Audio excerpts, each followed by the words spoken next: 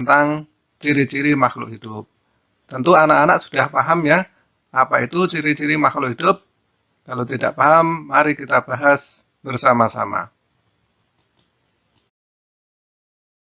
Baik anak-anak, sekarang kita pelajari bersama tentang ciri makhluk hidup. Yang pertama adalah memerlukan makanan dan air. Coba perhatikan gambar berikut. Gambar tersebut adalah keluarga sedang makan. Berarti semua makhluk hidup memerlukan makan dan air agar tetap hidup. Manusia dan hewan yang tidak makan dan minum selama berhari-hari bisa mati. Tumbuhan juga memerlukan makanan agar tetap hidup. Tumbuhan memiliki cara makan yang berbeda dengan manusia dan hewan. Tumbuhan memiliki daun yang berwarna hijau. Warna hijau pada daun tumbuhan disebut klorofil. Tumbuhan berklorofil dapat membuat makanan sendiri. Proses pembuatan makanan pada tumbuhan hijau dinamakan fotosintesis. Tumbuhan menyerap air dan zat hara dari dalam tanah. Apa itu zat hara? Zat hara adalah campuran dari berbagai zat yang dibutuhkan tumbuhan. Zat hara dibutuhkan tumbuhan agar tumbuh subur. Yang pertama paham ya anak-anak, yaitu memerlukan makanan dan air. Kemudian yang kedua, ciri makhluk hidup yaitu bergerak. Bisa diperhatikan pada gambar tersebut anak-anak. Yang pertama adalah gambar manusia sedang berjalan, kemudian gambar burung terbang, kemudian ikan itu berenang. Nah, caranya bergerak dari tiga hal tersebut apa? Yaitu cara bergerak makhluk hidup berbeda-beda. Manusia berjalan atau berlari menggunakan kaki, burung terbang menggunakan sayap, dan ikan berenang menggunakan sirip.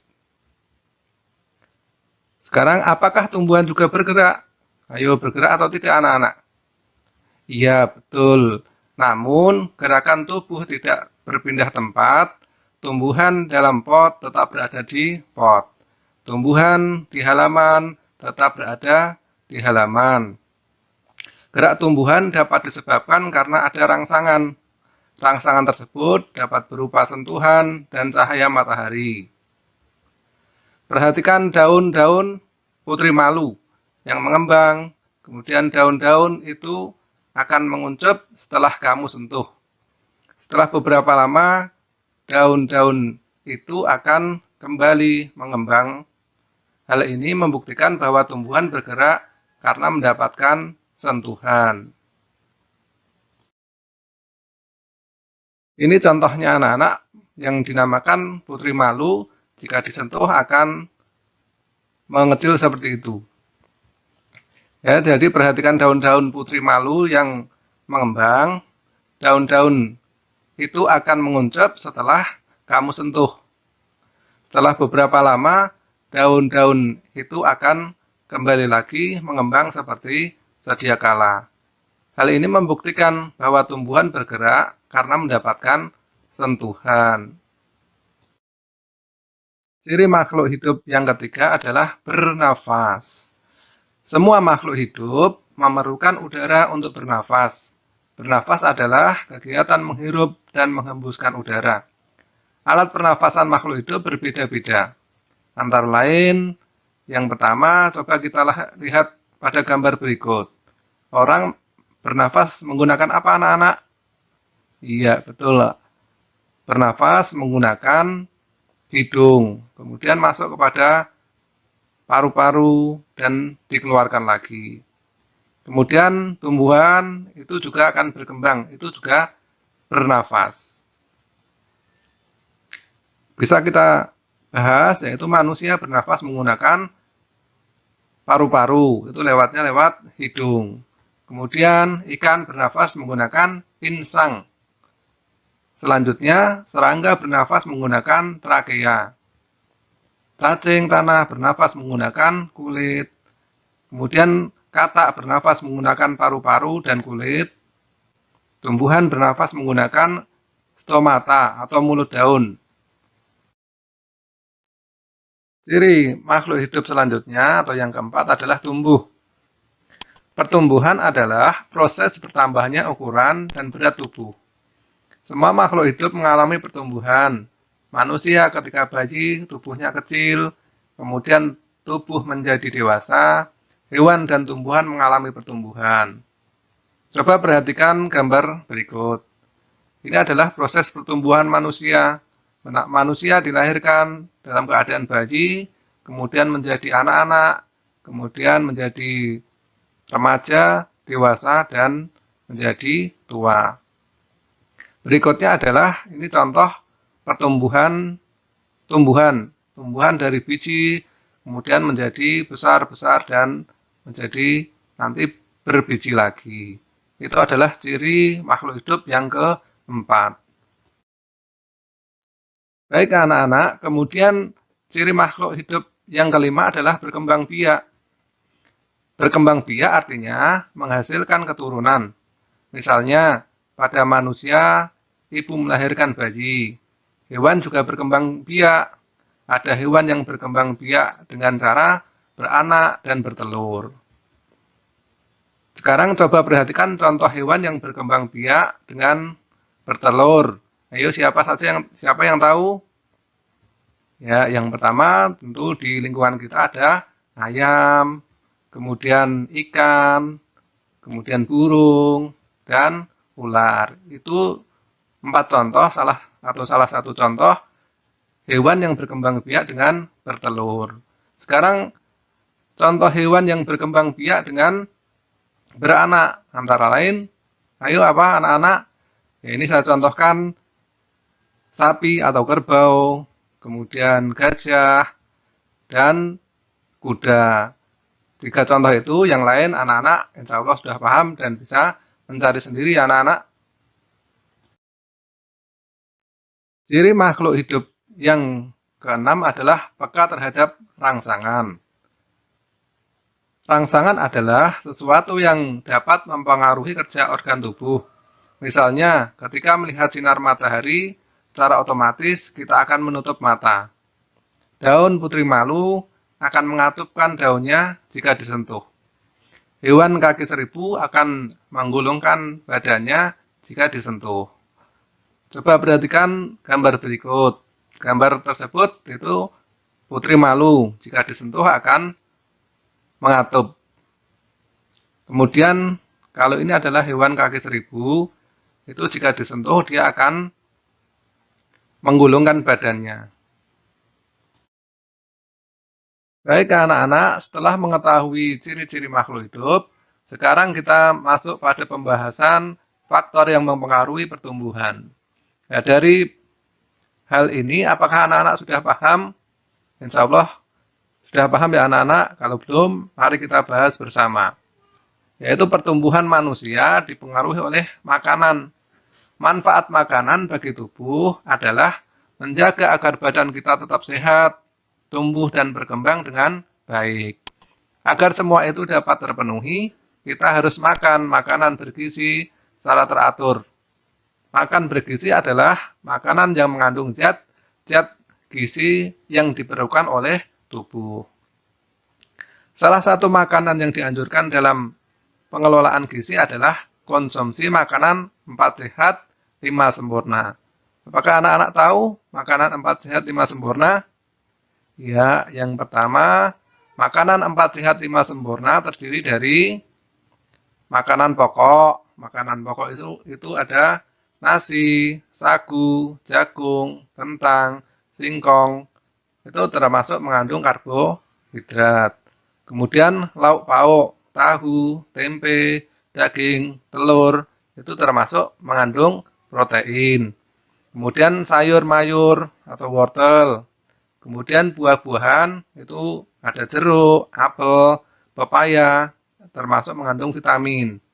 Kemudian buah-buahan, jeruk, apel, pepaya itu juga mengandung vitamin. Baik anak-anak, sekarang kita masuk pada materi berikutnya yaitu membuat kalimat efektif. Kalimat yang disusun harus memenuhi syarat kalimat efektif. Kalimat efektif adalah kalimat yang secara penyusunan mudah dipahami dan tersampaikan maknanya secara tepat oleh pembaca atau pendengar. Syarat kalimat efektif haruslah mempunyai struktur yang lengkap.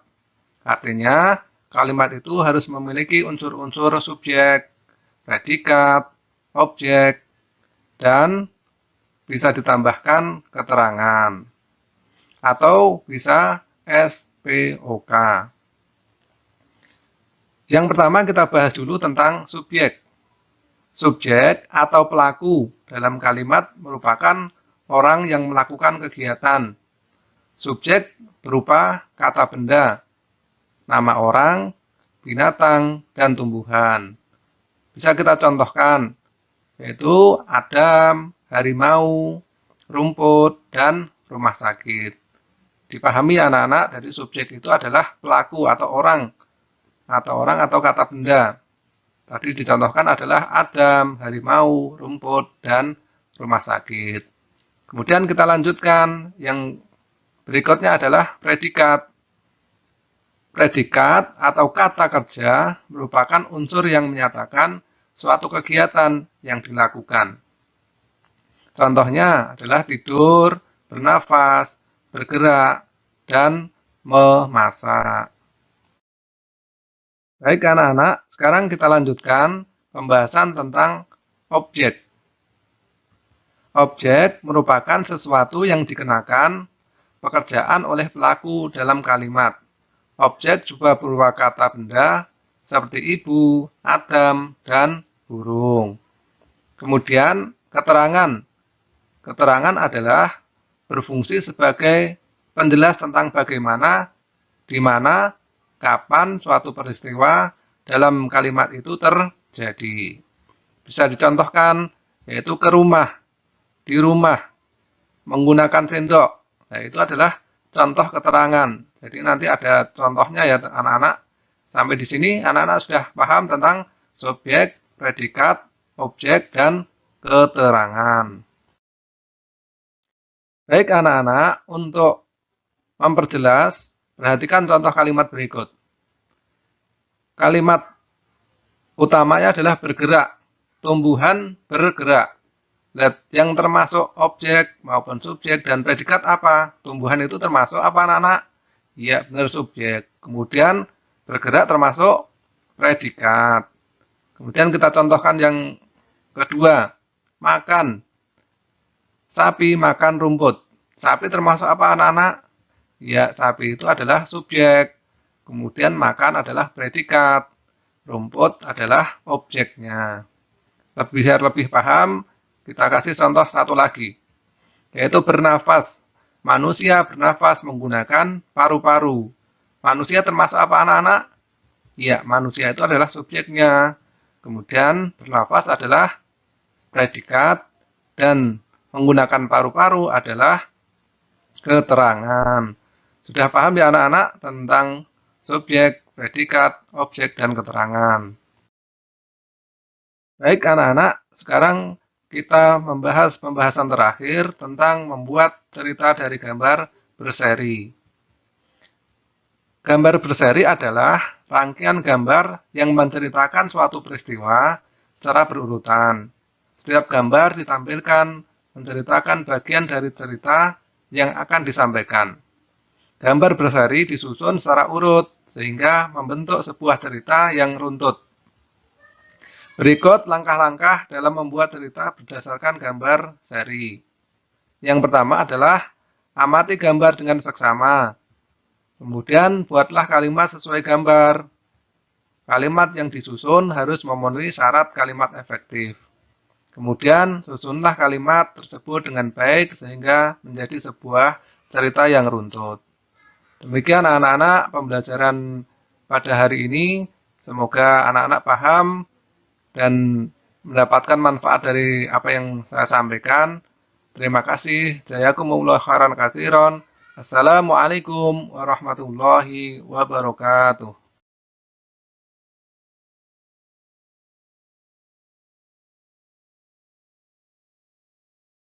Sama-sama kita like, comment, share, subscribe, dan jangan lupa nyalakan tanda loncengnya ya, supaya teman-teman dapat informasi terupdate untuk video Miss Imas lainnya. Terima kasih. Nah teman-teman, sebelum kita ke materi, Miss Imas mau nanya nih, mengapa tinggi badan dan berat badan kita berubah ya? Apakah kalian ingat saat masih bayi, kira-kira kalian bisa berjalan sendiri nggak ya? Atau bisa membaca buku dengan lancar? Tentu tidak kan? Nah teman-teman, perubahan tinggi badan, berat badan, kemampuan berjalan, kemampuan membaca itu dipengaruhi oleh pertumbuhan dan perkembangan yang terjadi dalam diri kita. Nah apa itu pertumbuhan dan perkembangan? Yuk sama-sama kita simak materinya. Nah pembahasan pertama yaitu pertumbuhan. Apa itu pertumbuhan?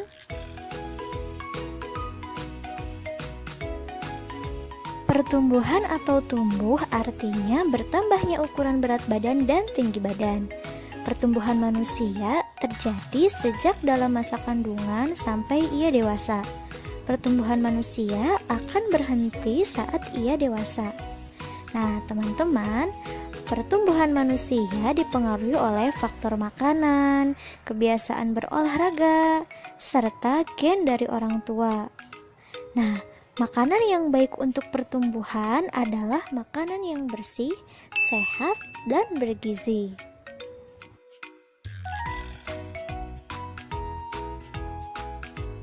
Berikut adalah macam-macam makanan sehat dan bergizi.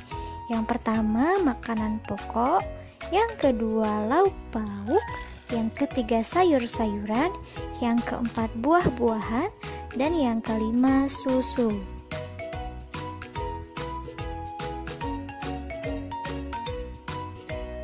Yang pertama, makanan pokok. Makanan pokok biasanya banyak mengandung karbohidrat, contohnya nasi, kentang, jagung, roti, ubi, dan sagu. Makanan sehat yang kedua adalah lauk pauk. Lauk pauk biasanya banyak mengandung protein. Nah, protein terbagi menjadi dua. Yang pertama, protein hewani. Protein hewani adalah protein yang berasal dari hewan. Contohnya ikan, daging, telur, cumi, dan lain-lain. Selain mengandung protein, biasanya daging, ikan, cumi juga mengandung lemak. Nah, yang kedua adalah protein nabati. Protein nabati adalah protein yang berasal dari tumbuhan. Contohnya tahu, tempe, dan lain-lain. Makanan sehat yang ketiga yaitu sayur-sayuran. Sayur-sayuran biasanya banyak mengandung vitamin, contohnya kangkung, bayam, wortel, buncis, dan lain-lain. Nah, yang keempat adalah buah-buahan. Biasanya banyak mengandung vitamin, contohnya apel, anggur, jeruk, pisang, dan lain-lain. Yang kelima adalah susu. Susu merupakan bahan pangan yang paling lengkap kandungan gizinya. Dalam susu terdapat kandungan mineral, protein, lemak, dan lain-lain. Nah, makanan yang sehat dan bergizi juga harus mengandung lemak. Contoh makanan berlemak yaitu ikan, daging, susu, keju, minyak kelapa, minyak zaitun, kacang, telur, alpukat, coklat, dan yogurt.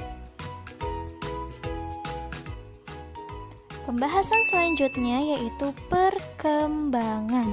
Apa itu perkembangan?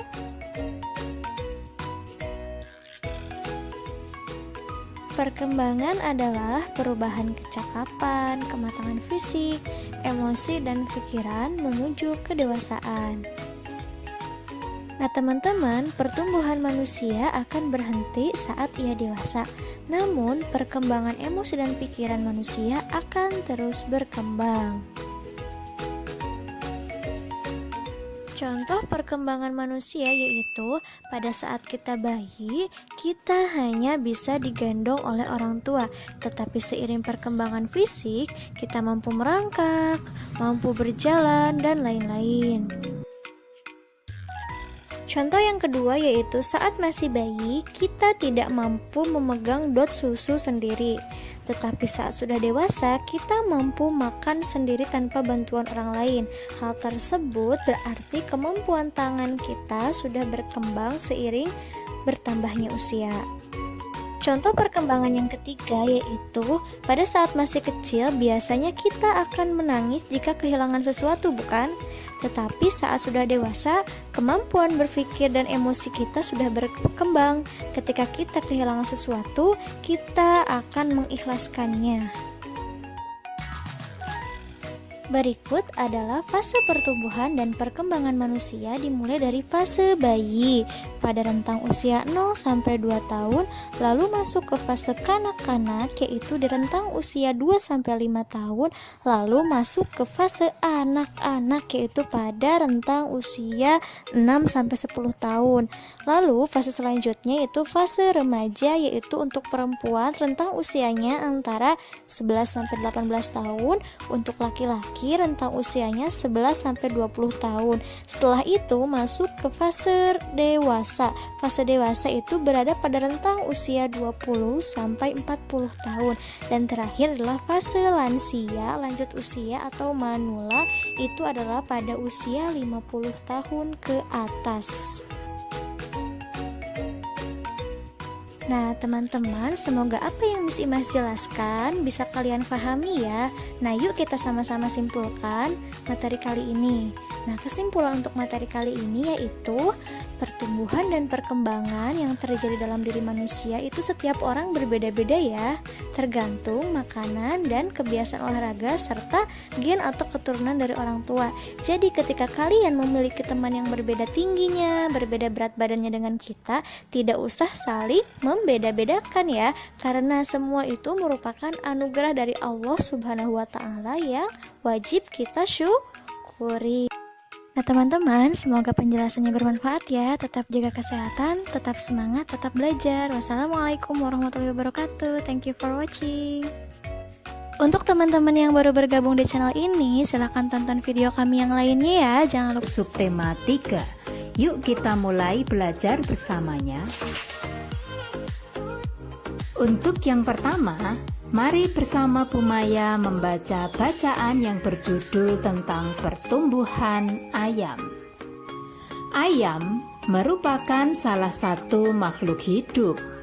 Tubuh ayam berbulu dan memiliki 2 kaki. Ayam memiliki paruh dan bernafas dengan paru-paru. Ayam berkembang biak dengan cara bertelur. Ayam mengalami perubahan bentuk mulai dari telur sampai menjadi ayam dewasa. Setiap hari, ayam diberi makan dan minum sehingga ukuran tubuh ayam bertambah besar. Wah, terima kasih sudah ikut membaca bersama Bu Maya. Nah, berdasarkan bacaan tadi, coba temukan hewan-hewan lainnya yang memiliki ciri yang sama dengan ayam, yaitu berbulu, bernafas dengan paru-paru, dan berkembang biak dengan cara bertelur. Nah, menurut kalian, hewan apa ya yang mirip dengan ayam? Ya, betul sekali. Angsa, bebek, dan burung. Kamu memang hebat sekali. Untuk selanjutnya, tuliskanlah tahap pertumbuhan dan perkembangan ayam. Ya, betul sekali. Pertumbuhan dan perkembangan ayam seperti yang ada di atas itu. Dimulai dari telur, kemudian telur menetas menjadi anak ayam, lalu anak ayam tumbuh menjadi ayam dewasa. Kemudian yang ketiga, apa saja yang mempengaruhi pertumbuhan ayam? Ya, betul sekali. Yang mempengaruhi pertumbuhan ayam adalah makanan dan minuman. Untuk selanjutnya, mari kita baca bacaan yang berikutnya. Kucing merupakan hewan yang berkembang biak dengan cara melahirkan. Kulit kucing ditumbuhi rambut. kucing bernafas dengan paru-paru. Nah, sekarang coba amati hewan-hewan yang ada di sekitar sekolahmu atau di sekitar rumahmu. Temukanlah hewan yang memiliki ciri-ciri mirip dengan kucing. Ya, betul sekali. Hewan lainnya yang mirip dengan kucing yaitu sapi, kuda, dan anjing. Untuk selanjutnya, kita akan mempelajari tentang ikan melalui bacaan berikut. Ikan berkembang biak dengan cara bertelur. Ikan dapat bertelur sampai ribuan dalam sekali waktu. Telur menetas menjadi larva. Larva tumbuh menjadi ikan kecil. Kemudian ikan kecil menjadi ikan dewasa. Ikan mengalami pertumbuhan. Ikan bernafas dengan insang. Ikan bergerak dengan cara berenang menggunakan siripnya. Nah, bagaimana? Setelah membaca bacaan tadi, kalian jadi mengerti tentang ikan kan? Tahukah kamu bahwa ikan itu ada yang biasanya kita makan dan ada yang biasanya kita gunakan untuk ikan hias? Ikan yang sering kita makan contohnya yaitu gurami dan lele. Sedangkan ikan yang untuk ikan hias ada ikan mas koi dan cupang. Wah, cantik ya ikannya. Untuk selanjutnya, mari kita baca bacaan tentang kupu-kupu. Gambar di atas menunjukkan daur hidup kupu-kupu. Setelah beberapa hari, telur kupu-kupu menetas menjadi ulat. Ulat memakan daun-daunan sehingga tubuhnya menjadi besar. Ulat mencari tempat untuk berdiam diri dan membentuk kepompong. Setelah itu, tubuh ulat berubah menjadi kupu-kupu. Semua makhluk hidup memiliki daur hidup. Betapa sempurnanya ciptaan Tuhan. Nah, dari bacaan tadi, kalian jadi tahu kan bahwa kupu-kupu yang cantik itu ternyata berasal dari ulat yang sering membuat geli saat kita melihatnya. Tapi ternyata ulat tersebut bisa berubah menjadi makhluk yang sangat cantik dan bisa terbang.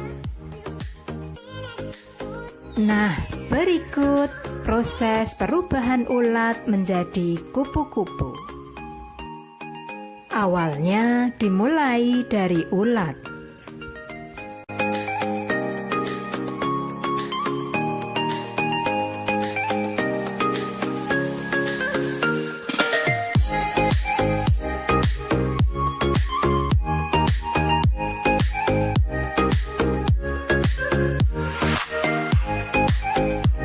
Kemudian ulat mencari tempat untuk membentuk kepompong.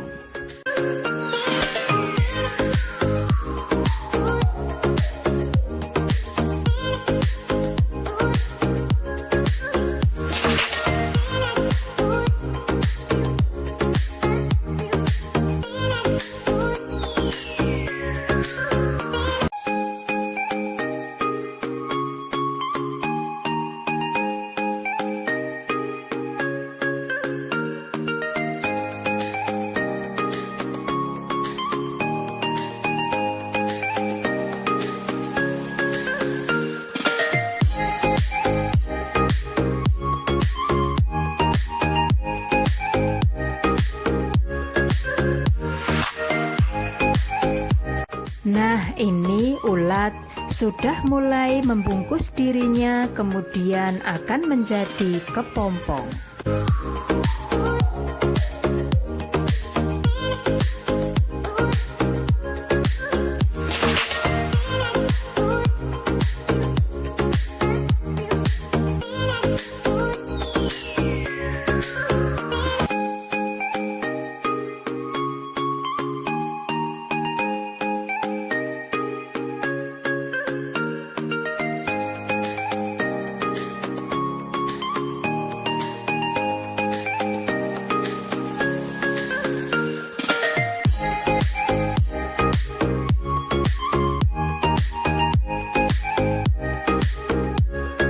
Setelah beberapa hari, kepompong akan berubah menjadi kupu-kupu. Wow, Tuhan hebat sekali, bisa mengubah ulat menjadi kupu-kupu yang sangat cantik. Itu baru kupu-kupu. Banyak sekali makhluk di bumi ini yang kita tidak mengerti prosesnya, dan mungkin semuanya luar biasa. Wow, Tuhan memang hebat sekali. Untuk selanjutnya, mari kita baca bacaan tentang katak. Selain kupu-kupu, katak juga memiliki 4 tahapan daur hidup, mulai dari telur, brudu, katak muda, sampai katak dewasa. Katak mengalami perubahan bentuk yang sangat berbeda. Daur hidup katak dimulai dari telur. Telur berubah menjadi berudu. Berudu berubah menjadi katak muda yang memiliki ekor. Katak muda berkembang menjadi katak dewasa. Nah, dengan membaca bacaan tadi, kalian jadi tahu kan tentang perubahan bentuk pada katak. Nah, berikut contoh gambar perubahan bentuk pada katak. Awalnya, katak dimulai dari telur. Lalu, telur tumbuh menjadi berudu atau kecebong. Kemudian, berudu atau kecebong tumbuh menjadi katak muda. Dan katak muda ini akan tumbuh menjadi katak dewasa. Nah, demikianlah proses-proses pertumbuhan dan perkembangan pada beberapa hewan. Ternyata, dengan membaca beberapa bacaan tadi, kita menjadi tahu proses pertumbuhan dan perkembangan dari berbagai hewan. Yeay, alhamdulillah hari ini kita telah selesai belajar bersama tentang tahap pertumbuhan dan perkembangan pada hewan. Bagaimana? Apakah kalian sudah mengerti? Wow, kalian memang luar biasa. Bergabung di channel ini, sebelum kita tonton videonya, yuk sama-sama kita like, komen, share, subscribe, dan jangan lupa nyalakan tanda loncengnya ya, supaya teman-teman dapat informasi terupdate untuk video Miss Imas lainnya. Terima kasih.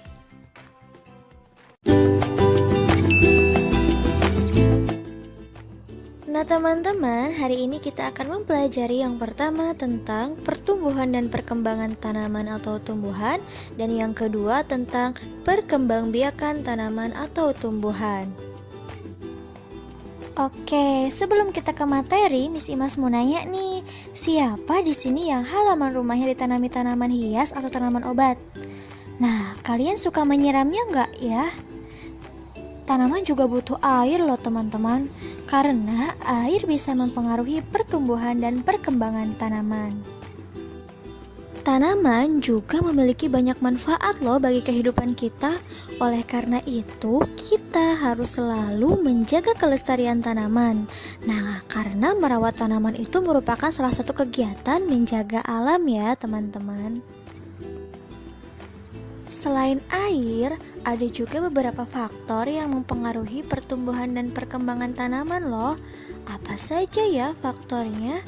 Lalu apa sih pertumbuhan tanaman itu? Terus apa itu perkembangbiakan tanaman? Yuk sama-sama kita simak materinya ya.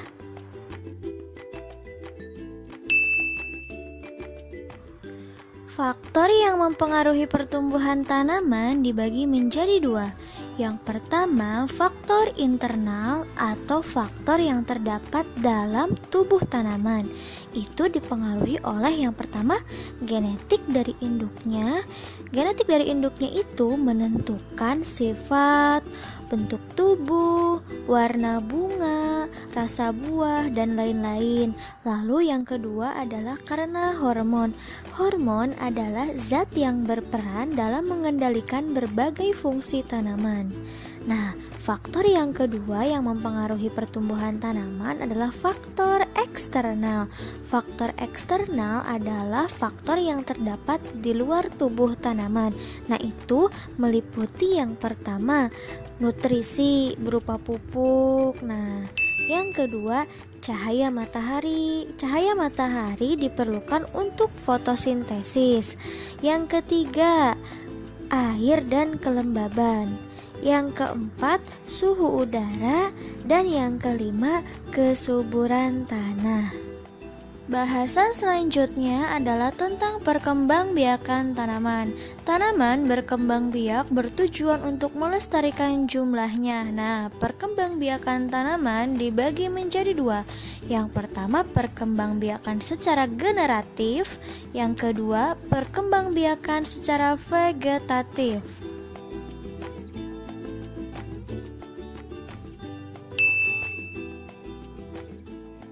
Cara perkembangbiakan yang pertama adalah perkembangbiakan secara generatif. Perkembangbiakan generatif adalah perkembangbiakan tumbuhan dengan cara menanam biji atau melalui penyerbukan.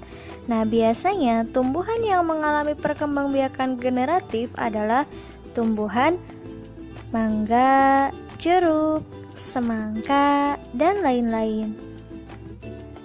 Cara perkembangbiakan yang kedua yaitu perkembangbiakan vegetatif, yaitu perkembangbiakan tanpa melalui menanam biji. Nah, perkembangbiakan vegetatif dapat dilakukan dengan dua cara, yaitu yang pertama dapat dilakukan secara alami dan yang kedua dapat dilakukan secara buatan.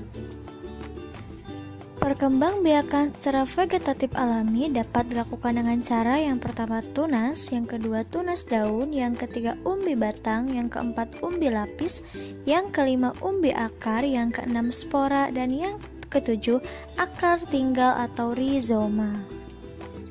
Sedangkan vegetatif buatan dapat dilakukan dengan cara yang pertama mencangkok, yang kedua mengenten atau menyambung, yang ketiga okulasi atau menempel, yang keempat stek batang, dan yang kelima merunduk. Vegetatif alami yang pertama tunas. Nah, tumbuhan yang bertunas adalah tumbuhan yang anakannya atau tumbuhan barunya akan tumbuh di dekat pohon induknya. Contoh tumbuhannya adalah nanas, bambu, pisang, dan lain-lain. Yang kedua adalah tunas daun. Tumbuhan yang mengalami tunas daun adalah cocor bebek. Tunas cocor bebek akan tumbuh di tepi daun. Yang ketiga adalah umbi batang. Umbi batang adalah batang yang tumbuh dan berkembang di dalam tanah. Contohnya adalah kentang. Yang keempat adalah umbi akar. Umbi akar adalah akar yang tumbuh membesar karena berisi cadangan makanan. Contohnya wortel, singkong, dan lain-lain.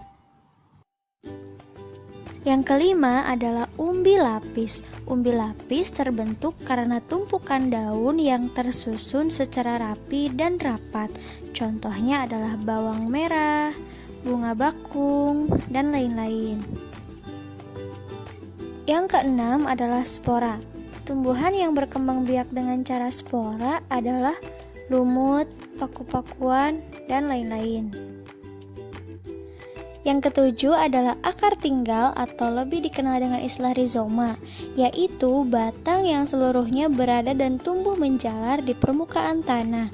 Contoh tanamannya adalah kunyit, jahe, lengkuas, kencur, dan lain-lain. Bahasan selanjutnya adalah vegetatif buatan. Yang pertama, mencangkok. Mencangkok adalah perkembangbiakan dengan cara mengupas kulit batang dan membungkusnya dengan tanah agar tumbuh akar pada bagian tersebut. Tumbuhan yang dicangkok harus memiliki batang kayu seperti pohon mangga, rambutan, nangka, dan lain-lain. Yang kedua adalah stek. Stek adalah perkembangbiakan dengan cara memotong bagian tumbuhan kemudian ditanam langsung ke tanah. Contohnya adalah singkong. Yang ketiga adalah menyambung atau mengenten.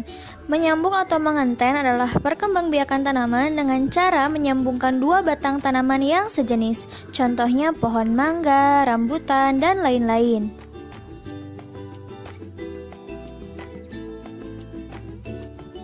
Yang keempat adalah okulasi atau menempel, adalah perkembangbiakan tanaman dengan cara menempelkan tunas baru pada batang lain tumbuhan yang masih sejenis. Contohnya mangga, rambutan, dan lain-lain.